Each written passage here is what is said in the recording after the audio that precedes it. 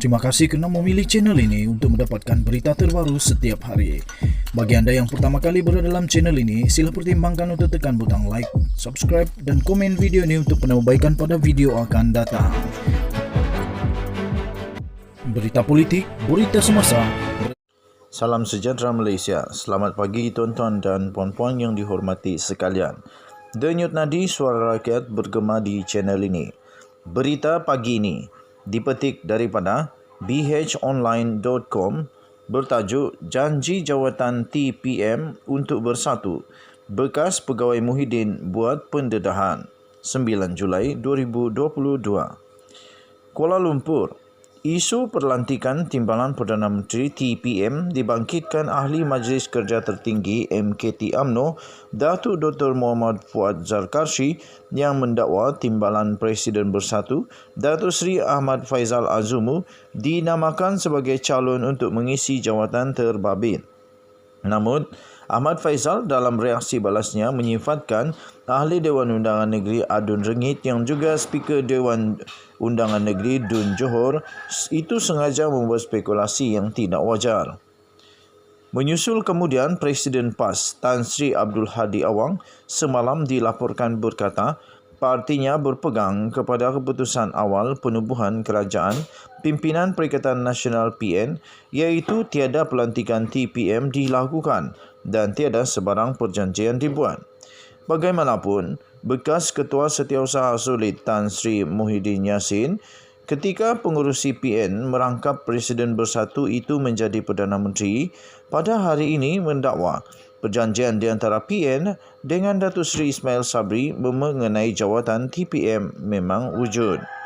Malah, Datuk Dr. Marzuki Muhammad mendakwa beliau sendiri terbabit dalam penyediaan perjanjian di antara PN yang dianggotai oleh Bersatu PAS, Gerakan Parti Solidariti Tanah Airku STAR dan Parti Progresif Sabah SAPP itu dengan Perdana Menteri. Katanya, saya ingin mengesahkan perjanjian ini wujud. Sebagai pegawai Perdana Menteri ke-8 pada waktu itu, saya terlibat secara langsung dalam penyediaan perjanjian ini.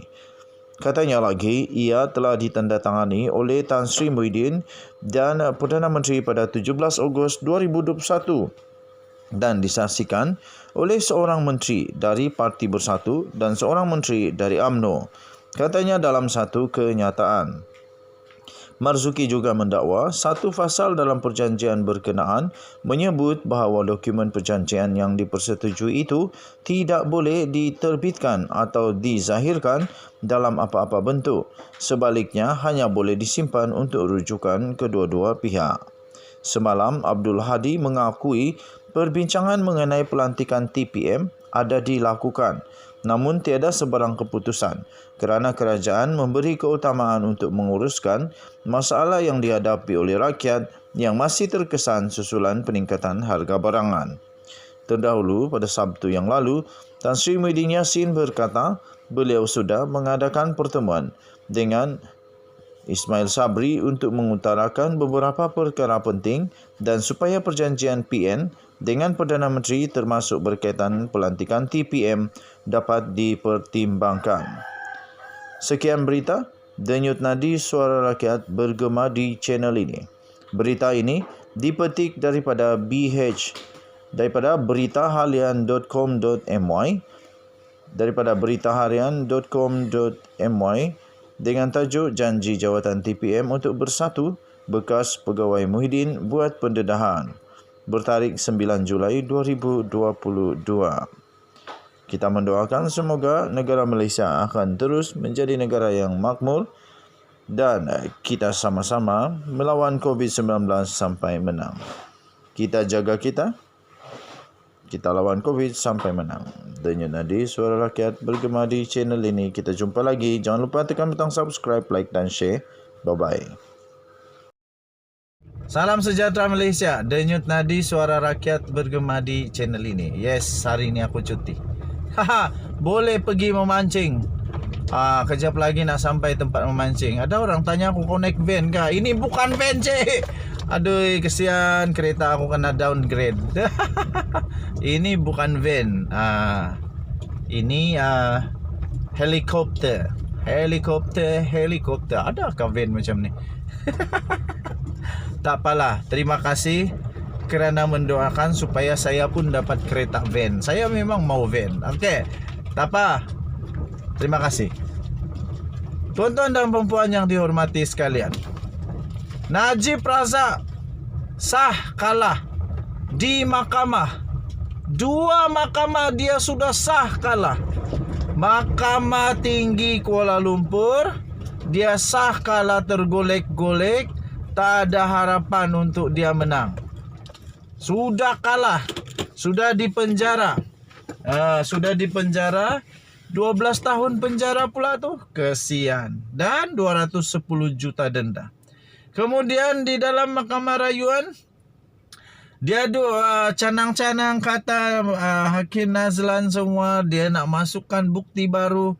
Alih-alih semua hakim mahkamah rayuan tak terima. Alih-alih hakim-hakim mahkamah rayuan tak terima rayuan si siapa nama itu, si Najib.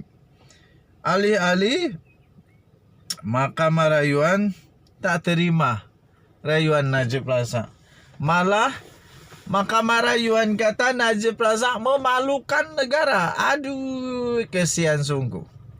Sekarang ini berusaha untuk nak membatalkan keputusan ataupun perbicaraan daripada Hakim Nazlan. Tapi ingat, walaupun Hakim Nazlan sah, mungkin dia, kalau betul Najib dan pasukan yang kata dia mungkin berada dalam keadaan bias, pertimbangan berat sebelah. Tapi Najib kena kalahkan 3 orang hakim di mahkamah rayuan. Dan dia sudah kalah teruk. Satu pun tidak ada yang cakap dia betul.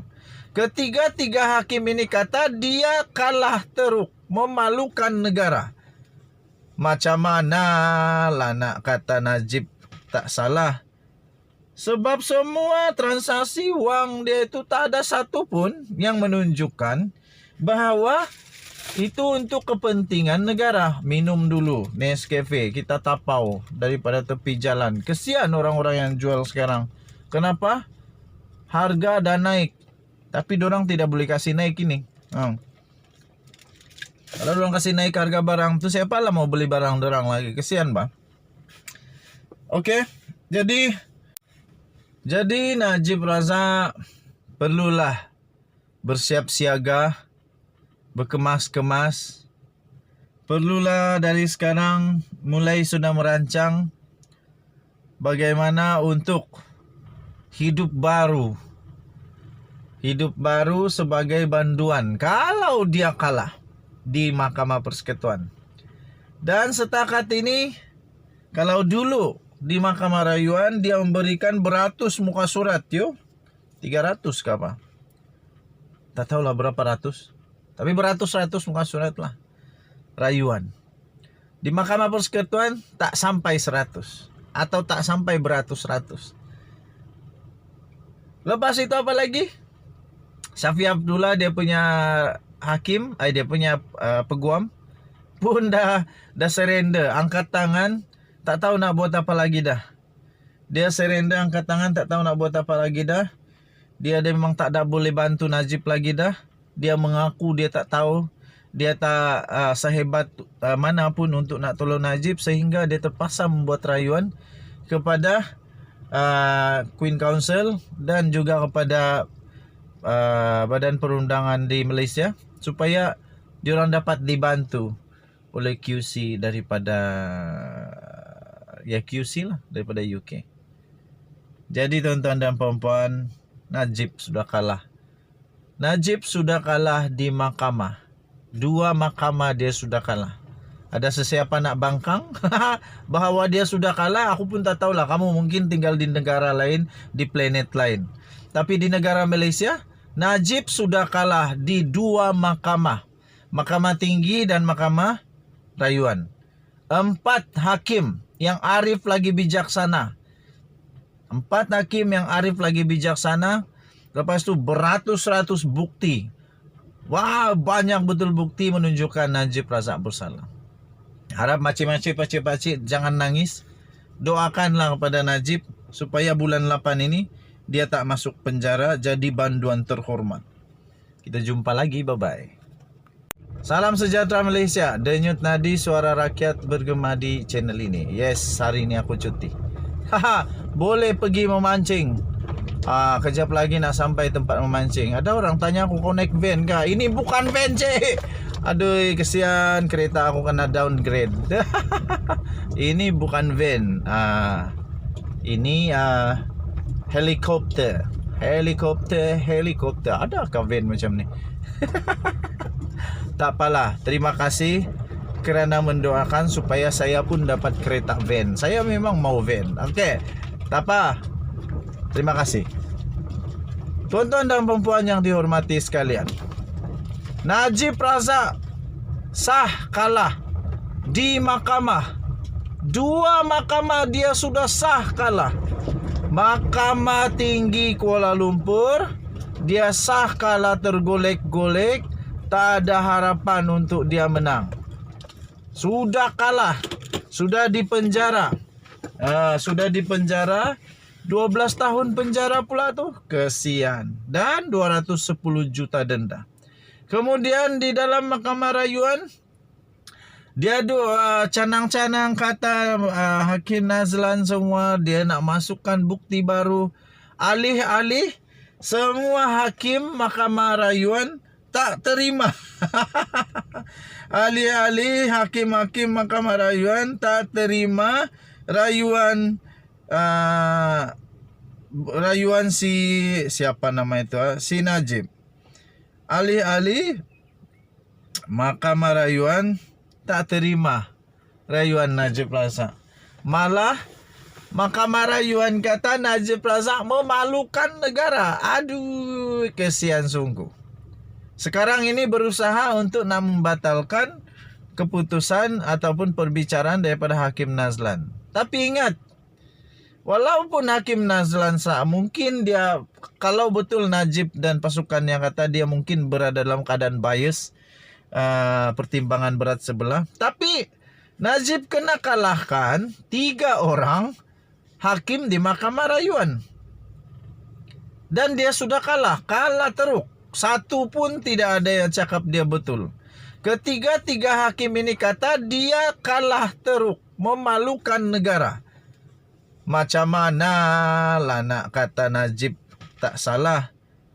Sebab semua transaksi wang dia itu tak ada satu pun yang menunjukkan bahawa itu untuk kepentingan negara. Minum dulu Nescafe, kita tapau daripada tepi jalan. Kesian orang-orang yang jual sekarang. Kenapa? Harga dah naik, tapi dorang tidak boleh kasih naik ini. Kalau dorang kasih naik harga barang tu, siapa lah mau beli barang dorang lagi? Kesian bang. Okay.